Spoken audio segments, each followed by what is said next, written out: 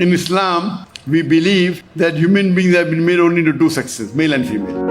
এবার প্রথমবারের মতো বাংলাদেশে আসছেন বিশিষ্ট ইসলামী বক্তা ও ধর্মীয় চিন্তাবিদ ডক্টর জাকির নায়েক। তিনি ঢাকায় মেগা লেকচার ইভেন্ট নামে একটি অনুষ্ঠানে অংশ নেবেন। তার এই সফর উপলক্ষে নেওয়া হয়েছে ব্যাপক প্রস্তুতি।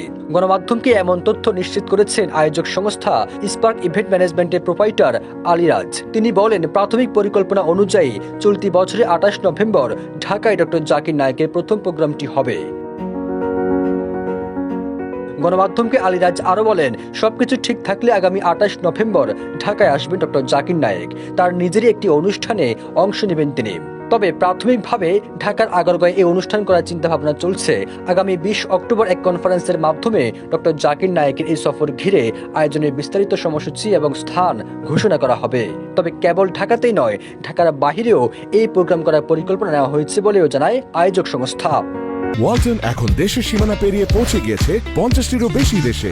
ওয়ালটন, ঘরে ঘরে, বিশ্বজুড়ে। তিনি আরো বলেন, ডক্টর জাকির নায়েকের এই আগমন কোনো বাণিজ্যিক উদ্দেশ্য নয়, বরং এটি সম্পূর্ণ চ্যারিটি প্রোগ্রাম হিসেবে পরিচালিত হবে। ভক্ত অনুরাগীদের দীর্ঘদিনের প্রতীক্ষার পর ডক্টর জাকির নায়েকের আগমন বাংলাদেশের মুসলিম সমাজের জন্য এক গুরুত্বপূর্ণ ও অনুপ্রেরণামূলক ঘটনা হবে বলে মনে করা হচ্ছে।